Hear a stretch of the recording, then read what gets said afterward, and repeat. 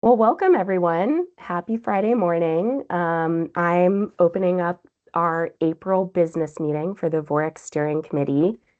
And my name is Jackie Dagger, and I'm the program manager for the Vermont Outdoor Recreation Economic Collaborative. And this is our first business meeting of the year. And it's exciting because we're also welcoming some new steering committee members at this meeting. And I know we've got Nick here. Welcome, Arwen just joined. Um, and Justin Sutera, who some of you met at our February meeting, was also going to join this morning, but unfortunately, he emailed me saying he had a last minute doctor's appointment. So he's not joining, but we are going to do some introductions this morning just to welcome them and help them learn who else is in the room. Morning, Fraser. So let's start with that. And what I'd like to do is go around and have current steering committee members introduce themselves first, and then I'll turn it over to Justin and Arwen to do a little bit more of an introduction about themselves. So for current steering committee members, I'm just going to call on you, and if you can introduce yourself with your name and your organization. And just know we'll do a more robust set of introductions at our next in-person meeting, which we're planning for June or July. So I will start with Sarah. Good morning, everyone. Sarah Pelkey, Chamber and Economic Development of the Rutland Region. Great. Becca? Good morning, Becca Washburn, Forest Parks and Recreation, as well as the chair of the steering committee. Abby? Good morning, everyone. My name is Abby Long. I'm with the Northeast Kingdom Collaborative, and I serve as the Vermont Trails and Greenway Council seat on VOREC. And Heather? Good morning, Heather Pelham. I'm the Commissioner of the Department of Tourism and Marketing and have the pleasure of serving as Vice Chair of VOREC. Jeff? Happy pre-canned, everybody. Jeff Alexander with Vermont Adaptive Ski and Sports, Director of Business Development and Partnerships. Shelby? Hi, everybody, and welcome to the new members. I'm Shelby Sims. I serve as the New England Regional Vice President of Trust for Public Land, which is kind of representing the nonprofit conservation sector on the steering committee. I'm based here in Vermont. And Eva? Hi there, good to see you again, Nick. And my name is Eva Rose. I own Lamoille Valley Bike Tours. We provide electric bike and regular bike tours and rentals on the Lamoille Valley Rail Trail and run a full trail shuttle service. Great. And Fraser? Good morning, I'm Fraser Blair. I'm a brand strategy consultant, currently spending most of my time with SKIDA. Great. All right. Well, Nick and Arwen, I want to turn it over to you to introduce yourselves. And I found it, we did an onboarding meeting this past Monday with Sarah and Eva, which was great just to have that time to talk about the steering committee, where we've been, where we're going. And Nick and Arwen, it was so fun to hear you talk about the reasons why you're excited to join the steering committee. And so I thought I'd love for you to go ahead and introduce yourselves with your name and your organization, but also I'd love for you to share why the one reason you're excited to be joining the steering committee. And so I'll go to Nick first.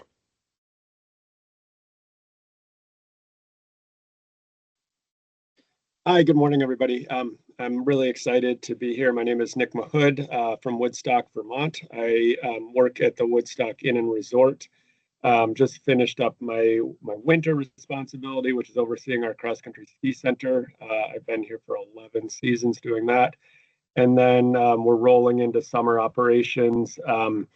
We have a summer outdoor activity center, which is largely, we're an Orvis endorsed fly fishing lodge. So a big part of my summer ops is overseeing our staff of guides that execute that. I also serve as a vice president on our VIMBA chapter, WAMBA, and have been in that capacity for 10 years. And then also serve a board seat with Ski Vermont, representing all the cross-country ski areas in Vermont.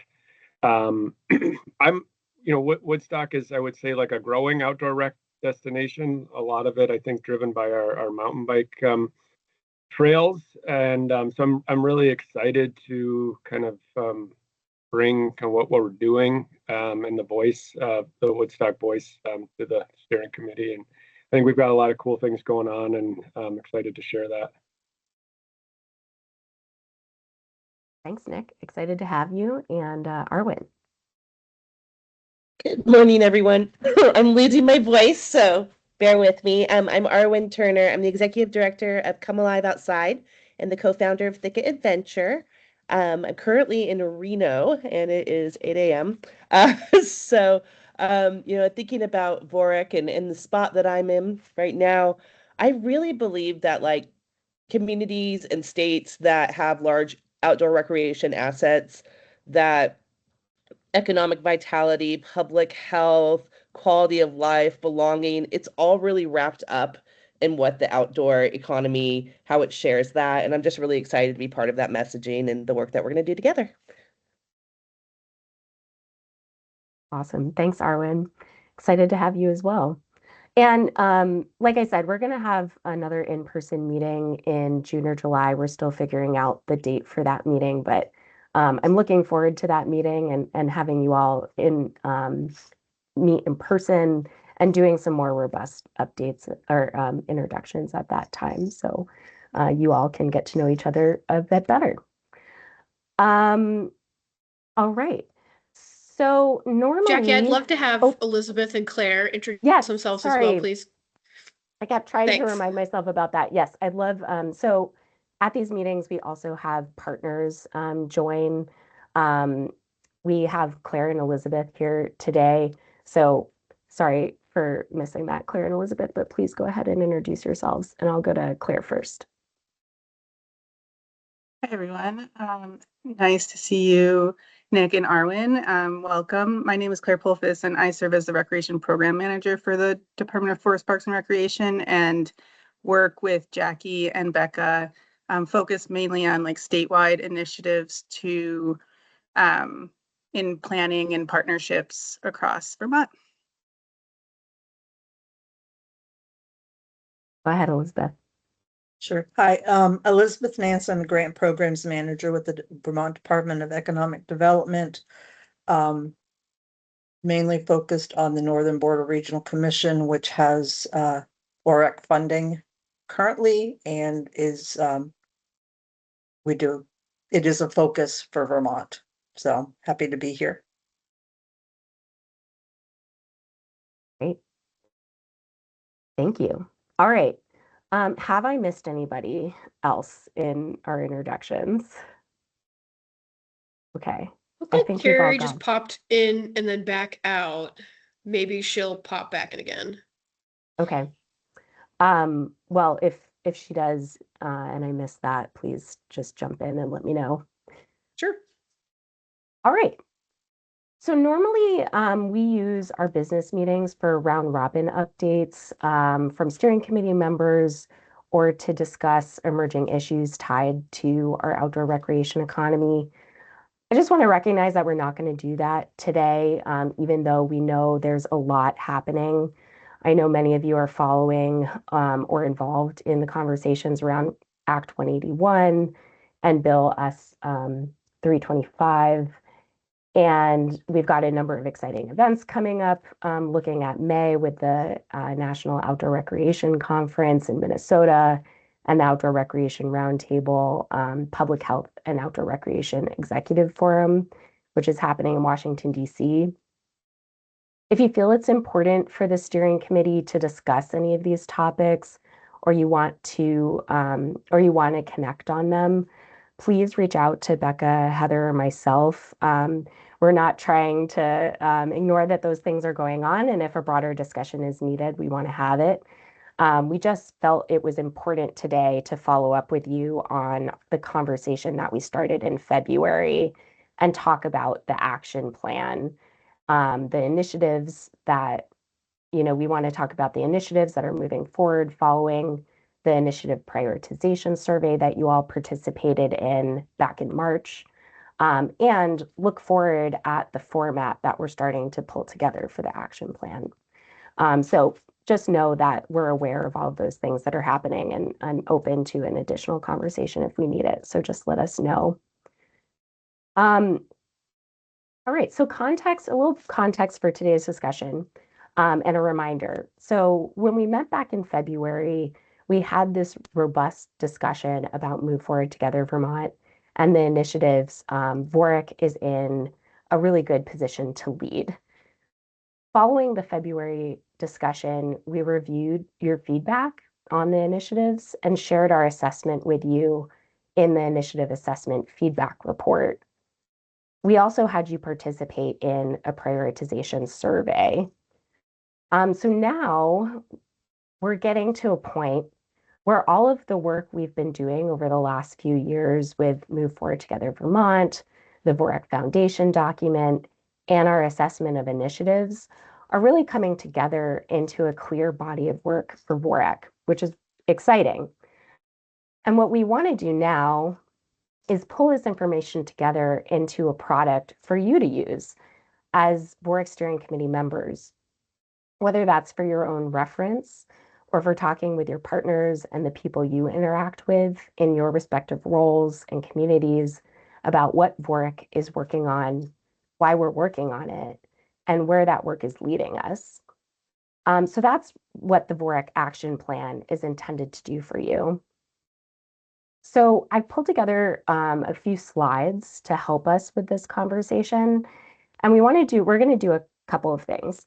The first thing we're going to do is confirm with you the initiatives we're moving forward for consideration in the action plan based on your feedback in the initiative prioritization survey. And the next thing we're going to do is look at a proposed format for communicating initiatives in the action plan and talk about whether it's got the right level of detail, if there's any information missing. And that's to help us as we really start to dig in and put some structure around the action plan in preparation for that in-person meeting we're going to have in June or July. Any questions about that? I'm also pausing to see if anyone has joined. I think I see Carrie is here now. So I might turn it over to Carrie for a quick introduction and then pull up the slides. Carrie, are you here? Are you able to come off? Awesome. Hi there. I'm here. I'm in the car. Can you hear me? We can hear you. And so we went through a series of introductions because we've got some new steering committee members here today, Nick and Arwen. And so we just went around and had everyone introduce themselves with their name and their organization. So can go ahead and introduce yourself. You got it. There's my face. I'm Carrie Thomas. I'm the executive director of the Northern Forest Canoe Trail on the steering committee, representing waterway access, but I think I'm a large member. But I'm going to keep my camera off, but I'm here. Thanks, Carrie. Becker, Heather, anything else you want to add before I pull up the PowerPoint slides and dive in? The only other thing I'm noticing is that Justin has joined, but he may just be listening in. I'm not sure his camera's off and he's muted. But in case he wants to say hi. I can't figure out my camera again. I apologize. But yeah, I'm here. I'm Justin, and my organization is Back to the Earth Wilderness Programs. It's a small wilderness school that I run. Awesome, Justin. And I asked other new steering committee members, I know you were at the meeting in February. We've got some folks here who weren't at that meeting. And I'd love for you to share one reason you're excited about joining the steering committee. And I was sharing that it was great to hear that from each of you at our onboarding meeting on Monday. Cool. Yeah. I'm excited to just be more aware of, the greater scope of outdoor recreation and this culture in Vermont, and to be an influence in some way on that, of steering it in a direction that favors outdoor recreation, looks upon hunting and fishing and trapping in a positive way, and helps people, really bring value to the outdoors in Vermont. Thank you, Justin. Really excited to have you. All right, I'm going to share my screen. So give me just a moment to get this up.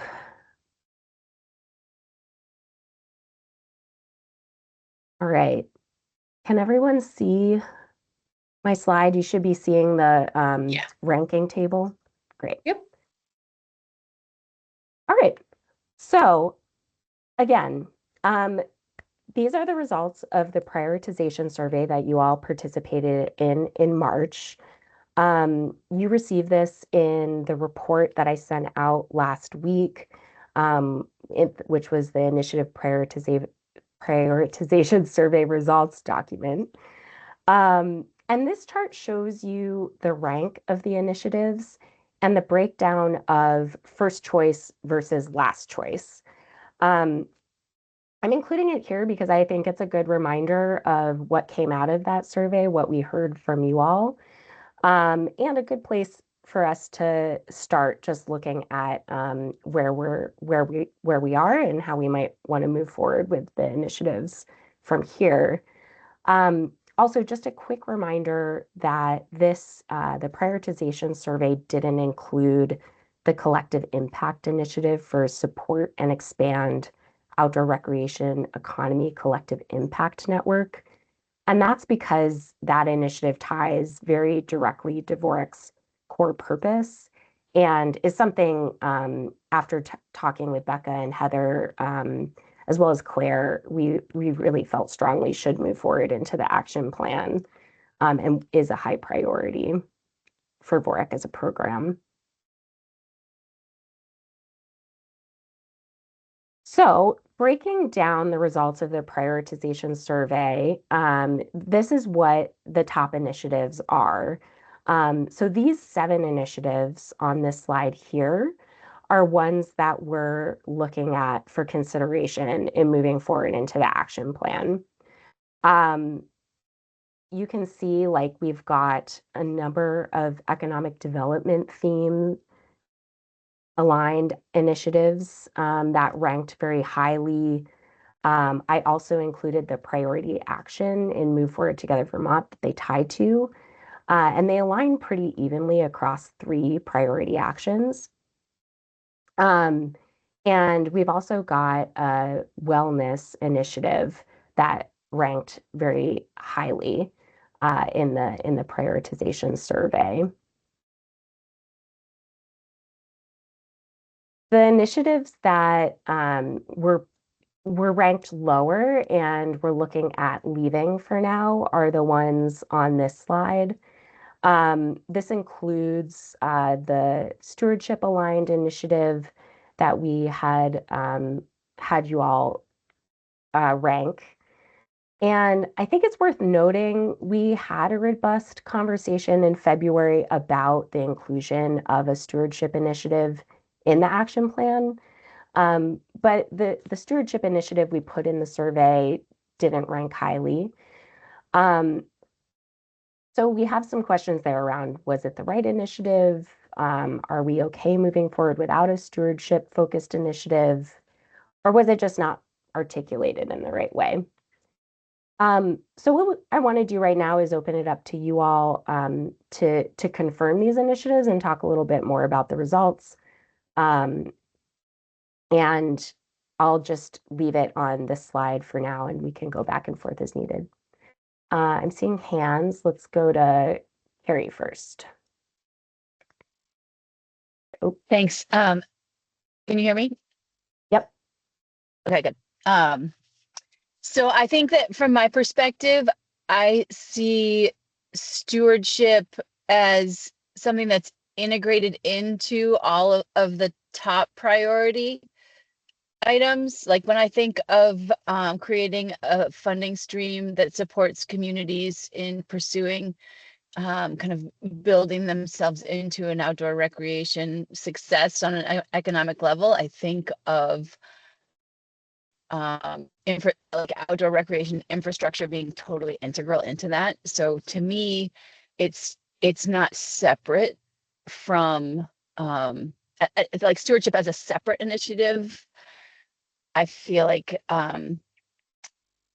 may not be as important to me, but the integration of solid, well-maintained infrastructure in everything we do is kind of the core of it. So that's sort of my perspective. Thanks, Carrie. So it sounds like you, from your perspective, like there may not be a need for a specific stewardship theme aligned initiative because it's reflected in all of the top ones that we pulled out. Just to summarize. In my read of it, yeah. Yeah. Abby, go ahead. Yeah, I guess my initial reactions when you circulated the survey results, I'm having trouble with number 2, and it's funny, the slide that you're showing right now doesn't have priority action filled in. I'm just wondering if you could provide an example of what that might look like. You know, if it was up to me, of course, I feel like number 2, I'd shove it actually under number 5 and bump everything else up. I'm just worried that's very vague and broad, and if VOREC is expected to engage with all of these projects across the state, is there even the capacity to do so, or are we just supporting them through funding and applauding them from afar? I guess I just want to know more of what engagement looks like, because I don't think it's possible to be at the table for every single project. Yeah. So I'm happy to provide an example. And I think it could look a number of different ways. And part of the vagueness here is what we're going to be trying to nail down in the action plan and that sort of next step. The reason there's not a priority action there is because we pulled out a separate purpose. Like when we were organizing initiatives, collective impact isn't a theme in Move Forward Together Vermont, but it is a program purpose for VOREC to support this collective impact network. So that's why there's not a priority action there. An example of that initiative in particular, I'll say right now, VOBA is leading the Climate Outdoor Workforce Initiative with the Climate Action Office. And I've been participating on the project team for that project because Move Forward Together Vermont calls out, I mean, obviously it's very aligned with VOREC's work and focus, but it also connects very directly to that shared goal of climate resilience, as well as that economic development theme and workforce.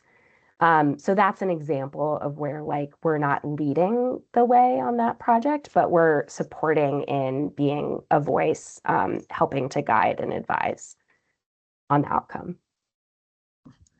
That's super helpful. Thanks, Jackie.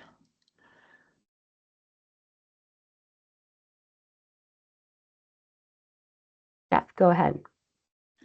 I'm just looking at number 6 there. We've got a lot of summits and conferences and things happening in our state. And is there any way we might be able to collaborate with VRPA, with VOBA, and host one big outdoor recreation economic conference to encompass all of the economy summit that VOBA had, the VRPA conference, all the stuff that VTGC has going on, pull them all under one umbrella for a big one, and then throw this in the mix, because I don't know if this is a standalone, in my opinion.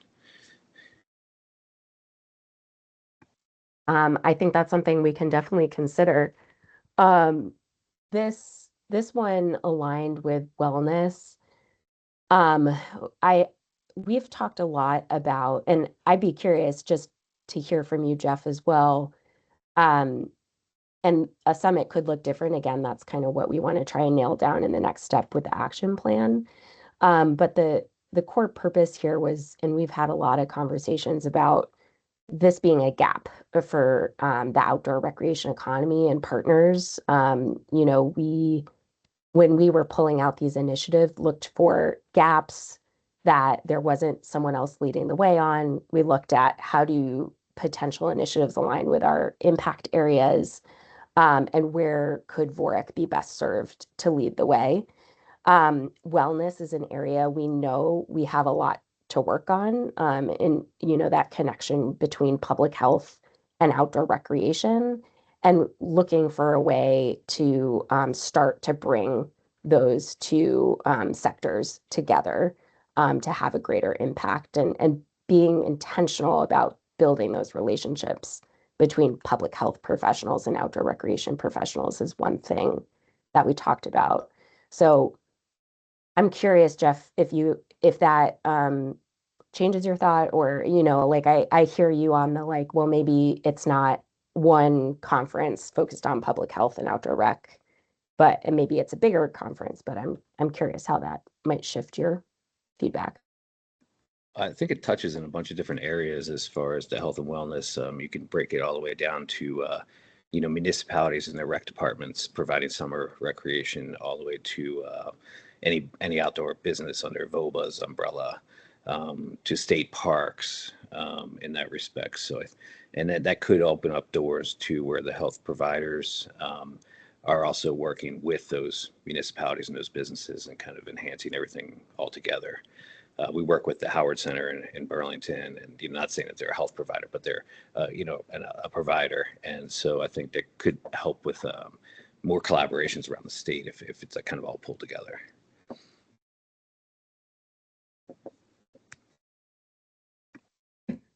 Shelby, go ahead. Yeah, maybe I'll jump in to pile on to this topic in particular. I think the Gund Institute has been pretty focused on health and kind of nature topics. And I wonder if there's I mean, I think this is an area I'm really glad to see it sort of getting attention within the initiatives. Whether the capacity to like own the production of a summit is something that VOREC and your team, Jackie, like feels like you can manage, I think maybe is a bit of what I'm hearing in Jeff's question. But could we graft on to another conference, like sort of cadence? And so UVM and Gund, and or like VHCB's annual convenings. I mean, that's not going to be like a full overlap for outdoor rec. But I know that they have been wanting to bring some attention to that too. So I think it's like really good to see it sort of on here, and whether the tactic of owning a summit is the right one that can, from a capacity standpoint. But kudos for, kind of keeping an eye toward that pillar theme. I think is important. Awesome. Yeah, and maybe a summit isn't the right outcome or the right way we want to drive at this initiative. So I'd be curious to hear, what else might be that sort of how we might articulate that initiative slightly differently if it's not one conference that we're hosting. Yeah, Carrie, go ahead.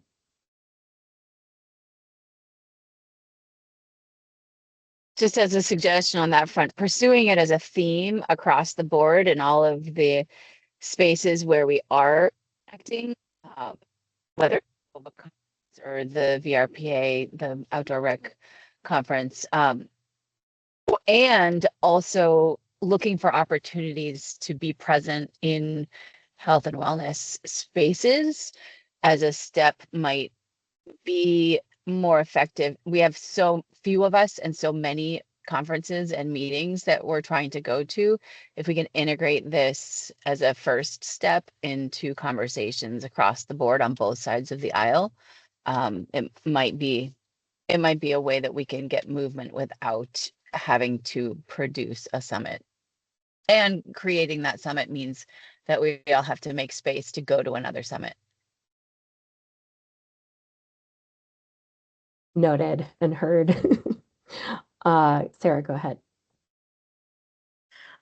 So I'm thinking, I'm going to try to tie together number 6 and number 2 because the second initiative was one that I ranked, I think I put it as my highest. And the thinking around that really is to partially in terms of like the funding environment that is looking out ahead a few years, like what that might be to establish funding pathways for outdoor recreation economy, and not feeling super confident about some of that, and instead trying to weigh on partners and other projects and have an influence in those projects that are maybe not held within VOREC, but just exist elsewhere, but could be influenced by VOREC.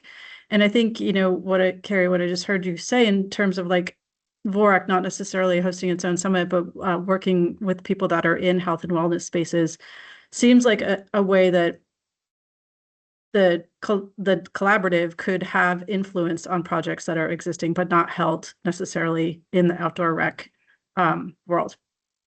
So that is why I prioritize the partner-led statewide projects. And so I had one other thought when Jackie was sharing there that I recently wrote a letter of support for what is essentially a river walk, the construction of phase 3 of a river walk in an urban environment. And I used Move Forward Together Vermont in that letter of support and just described the quality of life and health impacts that would be realized through the project. And this particular project, I don't think had ever really considered the plan, Move Forward Together Vermont, or the SCORP as an asset in trying to complete their project and obtain funding for it. So that is one way that I was thinking about how the collaborative could support other projects that are not necessarily held by VOREC. Yes, thanks for sharing that example, Sarah. One thing I'm thinking about as we're talking about this, about number 6 in particular, and I'd be curious to get your feedback and input on, is whether or not, how do I want to, I'm trying to articulate like whether we like having a wellness tied initiative articulated in the action plan, or if we feel like the economic development, I'm just trying to think about like, do we want a wellness initiative, but to articulate it differently? Or do we want just economic development and collective impact aligned initiatives? Is it important to pull out a wellness initiative to make that clear? Or should we be looking to merge it into these other economic development initiatives? Jackie, I think I heard that while similar to stewardship, it is sort of threaded through everything, the recognition that there's more work to be done to develop the relationship here, I think would justify it remaining as a priority, and that the initiative could shift more away from a specific summit as the outcome, but more as looking for relevant opportunities to show up where health and wellness folks are, supporting projects that have a nexus. And yeah, I think, making it more about relationship building from that point of view rather than a summit point of view is what I heard. Great, Carrie. I think it's really important to have a specific wellness line in our agenda. I've seen people add wellness to the conversation around outdoor recreation for a decade now, and it's never really successfully been integrated. So I really think we do need to purposefully attend to that integration and that connection. But I think that whether it's capacity only, but I think that really trying to kind of universally integrate it into as many things as we can, and meet wellness practitioners and the wellness community where they are, and try to kind of infiltrate their space might actually be an important step for us to take, because just inviting them to our tables, I have seen not be particularly effective. Awesome. Heather and then Arwen. Yeah, thank you, Carrie. That's kind of where I was going. I think that the problematic words in number 6 to me are host and summit. So I think it doesn't have to be our event. It doesn't have to be as big as a summit for us to acknowledge that this is an important priority for us. But to your point, is can we just be involved in conversations where they're happening with other folks, as opposed to, again, making them quote unquote come to us. Go ahead, Arwen.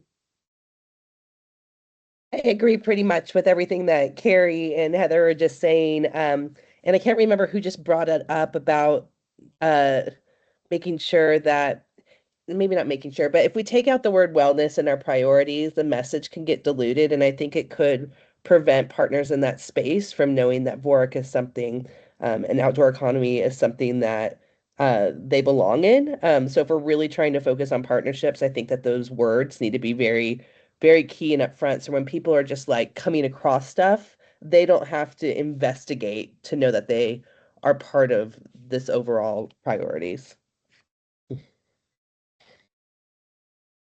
Awesome. Thank you guys for leaning in on that. I do want to give us time to talk about some of the action plan format things that we've been working on. And I just want to know, are there any last comments on the initiatives before we move forward? Again, you can obviously email us outside of this conversation with additional feedback, but I think, we've got a lot of good feedback from you right now. I heard, stewardship is embedded throughout, which is great. So we don't feel strongly about that stewardship initiative coming up.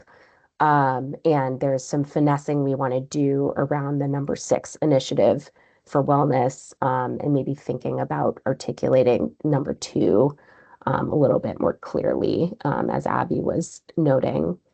But otherwise, these feel like the initiatives we want to move forward with for the action plan. Great. I'm seeing head nods. All right. Then I'm going to move us ahead. Give me a second here.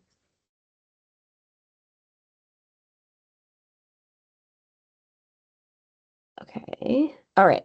Great. So this slide is showing a draft format for how we might articulate initiatives in the action plan. And as we start to build out the action plan, we want your input on the format and what will be most useful to you as a product. Going back to this is for you, this is to help you as a steering committee member. This is really intended to be a tool for your use and for the program's use. A couple of questions to prompt your thinking here. This is just a draft. This is an initial idea.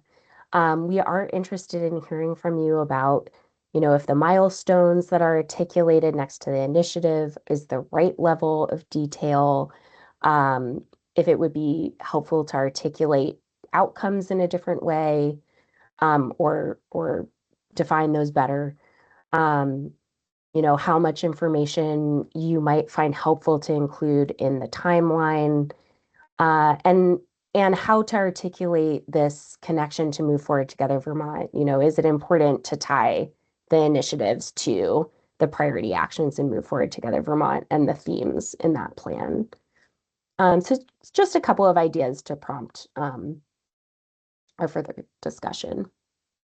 I think, Jackie, I'd just love to add too that I think one of the ways that your feedback will be most helpful, sorry for the sick kiddo in the background, is just thinking about this as a tool for you as a steering committee member, thinking that this is meant to give you confidence to think about and talk about the work of VOREC, how you see it advancing, Move Forward Together Vermont, making a difference in the sector that you represent. So like, is this going to achieve that goal of making you more conversant in the work of VOREC? And also, do you feel like just general members of the public would be able to understand what we're prioritizing and why using a format like this?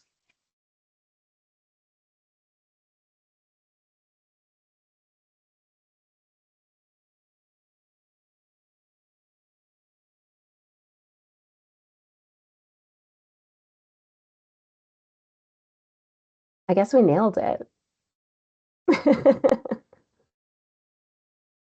Um, I'll give you guys a moment to digest, and I'll keep my eyes open for hands. Or please feel free to come off mute if you have a thought to chime in with.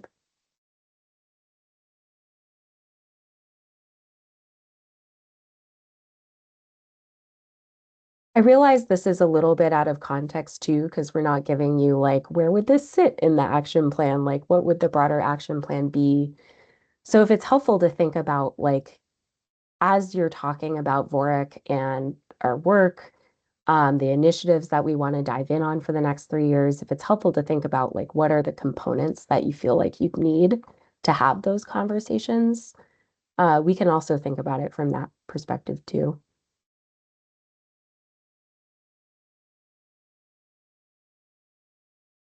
Or to it might be included in here somehow. I feel like that's somehow it's one of the things that we have now at our disposal to help municipalities kind of understand and strengthen their capacity. So that might be something we try to include in here. Oh, definitely. And I think that's its own initiative. And I'll say this is Okay. just an example. This is a proposal for what the format might be for articulating individual initiatives and getting to that clarity that Abby was struggling with. If we go back to the other slide in our conversation where Abby was talking about, like, what does this really include? What is engaging in partner projects? Like, this is a way for us to articulate and get a little bit more in depth on the initiatives and what we'd actually be looking to do over the next 3 years. That makes sense. I think I started reading the slide and wasn't listening as closely to what you were saying when you were introducing it. Sorry. No worries. Shelby. This is also kind of clarification question. Do you mind, and I'm sorry if I missed it, do you mind describing how baked or not the milestones for each one of the initiatives, maybe, or the top initiatives for the action plan? And how, like on a scale of 1 to 10, how baked do you feel like they are on the part of Jackie, your thinking and the team's thinking versus how porous for change? Very, very unbaked. Okay. We had a conversation in February aligned with initiatives about potential projects. And those projects are what I sort of thought about and used to draft the milestones for this initiative. Okay. Yeah. But really what we're looking for, and it's unbaked for a reason. We wanted to have this conversation with you all about like, what kind of milestones should we be thinking about? Is it what we have up on this slide? Is it different? Would it be helpful to have more like concrete projects articulated? We're trying to think about like, what do you all need to know to understand the initiative and what we're going to work on in the next 3 years? Yeah. Okay. Thank you for rehashing that. I think that's really helpful. And it's, it's a meaty question. And one of the things that comes to mind for me is sort of capacity to execute. And that collective impact model it grows the pie of capacity, but it also is, hard to allocate, like who's on first. So thank you for that. And I'll keep thinking. Yeah. And I'll say that is part of the work that Becca, Heather, and myself need to do in thinking about capacity to achieve the things in the action plan. What we need you all to think about is how do we articulate the milestone? Like, how do we tell you what the milestones are?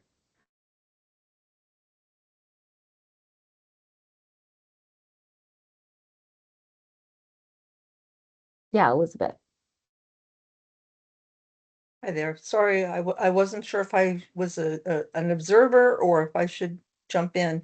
I think in this instance, it's important, and you may already know this, that there may be other folks doing this work. I'm thinking of the regional planning commissions and the regional development commission, corporations. So they may have some of this information or a lot of this, but I think they would be great partners to help. So maybe there may be more work being done than we know.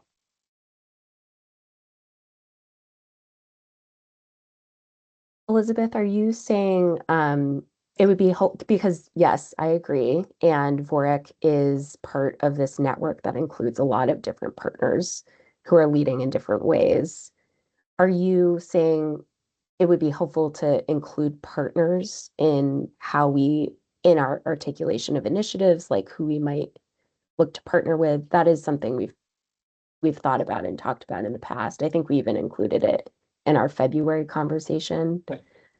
Yeah, I think so, because it would help to know who those partners are. And then if there's a gap, then we can fill it. And just make sure that there's not a duplication of efforts, or it may help sort of articulate how much effort something may take for VOREC versus something that doesn't have a lot of partners or somebody already sort of doing some of that work.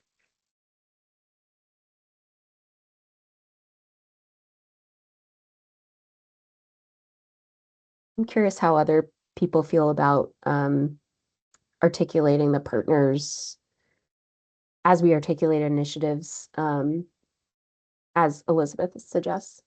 Seeing some thumbs up. I think it's inherent that there are going to be partners simply by virtue of the fact that this is a collective impact network.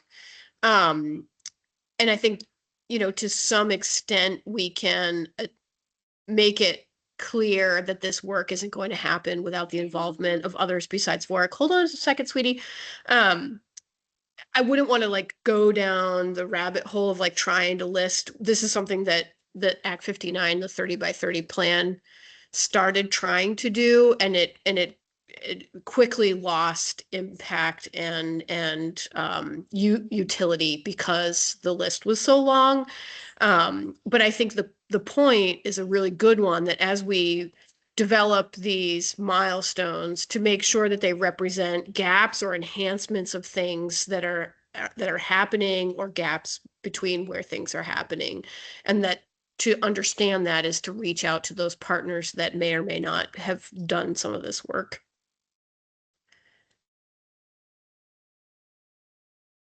I agree. You don't want to get, too down the rabbit hole, or to the point of, you would never want to list a bunch of people and then make somebody feel excluded from that by making that list.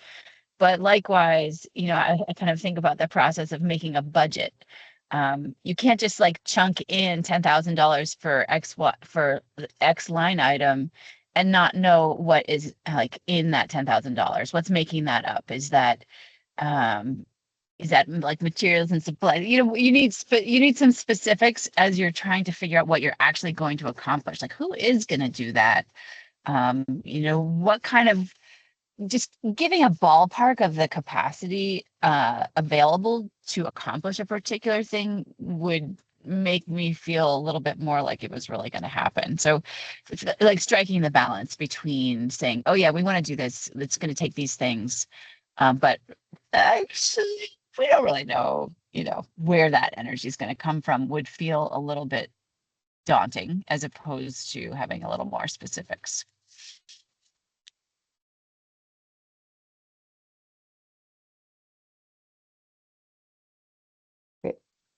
So I'm hearing that there might be a balance we can strike, and that might be something that Becca, Heather, and I take as we think about how to integrate that feedback into the plan.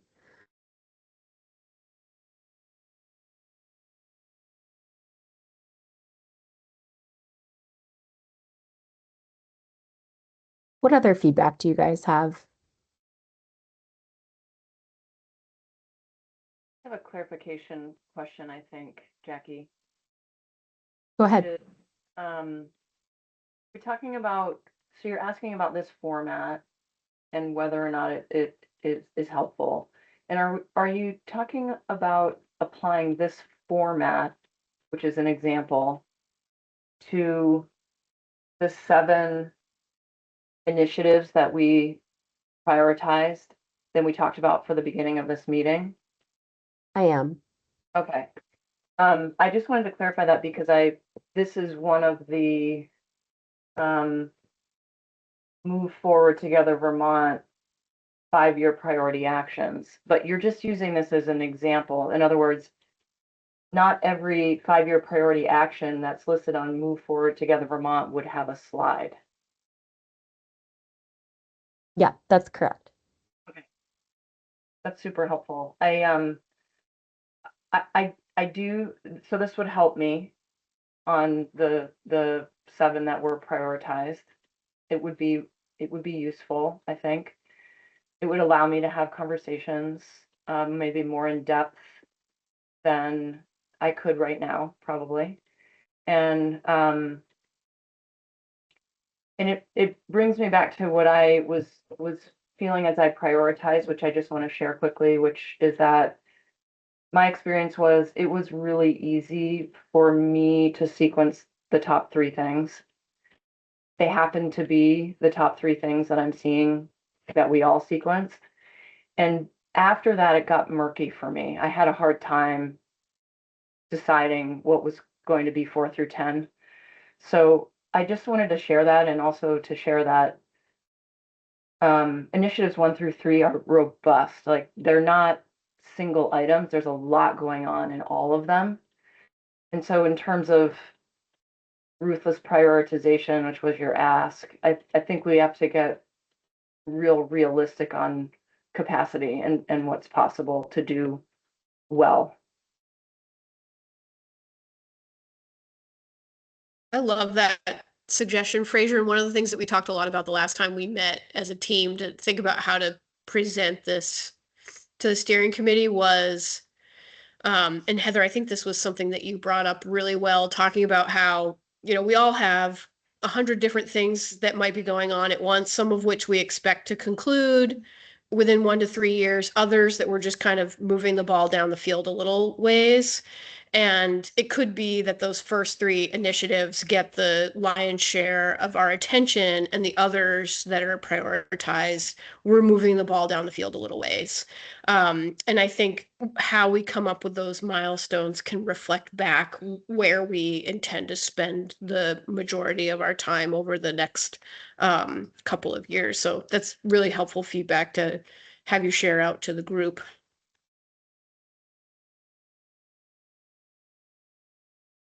Agreed.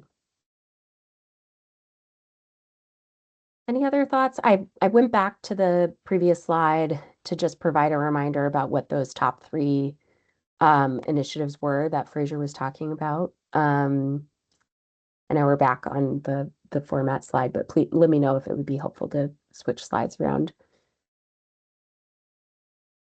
We have about 3 minutes. We'll probably start wrapping up here shortly, but any other thoughts as we move forward? Because again, the next step from here is us going ahead and framing out the action plan. And what we want to make sure is that when we come back to you all in June and July in person and we walk through that action plan, that it includes things that are going to help you as you move forward from here and talk with partners about what VOREC is working on, and that you have a clear framework for the work we're doing moving ahead. So anything else, anything missing, anything you're like, wait, this is critical information I need to be able to have those conversations as a steering committee member?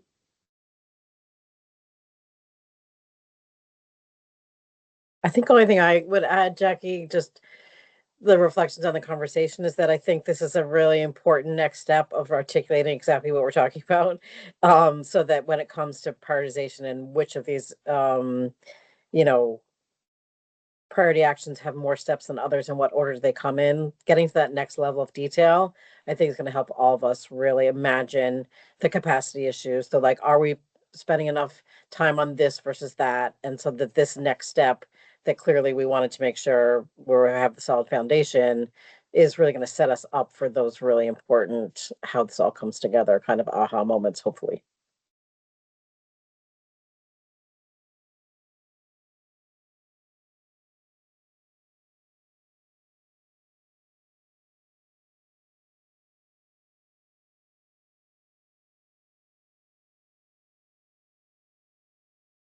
All right. I'm imagining there's a lot of thinking going on in the background, and it's a Friday morning, so I'm sure you guys are looking ahead for the weekend. Um, I'll send these slides out to you all following the meeting, and if you continue to percolate on this stuff, um, again, we confirmed the top initiatives. We had some conversation about those. We feel like we feel pretty good about the 7 that we're moving forward to put into the action plan. And we talked a bit about this format and what's important. But as you're percolating on the conversation today, please definitely reach out, email us. Let us know if you have additional thoughts, or, a light bulb goes off and, you're like, this is something that we must have. Please definitely reach out, because again, we'll be working, and I'll be working on this from here, getting ready for our next in-person meeting. I'll also be following up with you all. Like I said, I am trying to set a time for that next in-person meeting. This will be the only other in-person meeting we have this year. We schedule in-person meetings for I'm blanking right now, but it's usually 10 to like 3 p.m. And we try and do this meeting in particular with a community who's received a VOREC community grant, and give that community some time to report out to you all on the work that they've done, which is I've always found very rewarding and exciting to hear from communities about the work that they're doing. So just a quick look ahead at it, in addition to hoping to bring this action plan to you all at that time. So I'll be reaching out, looking to get that on our calendars since it's not scheduled yet, and you can expect some communication from me about that. All right, we are at time. Heather, Rebecca, anything to add before we adjourn? Thank you guys again for joining this morning, and we're looking forward to conversations to come. Thanks, Jackie. Thanks, everybody, for joining today. Hope you have a really nice weekend. Good to see everyone. Good to see you Same. all. Have Thank a you. great weekend. Bye.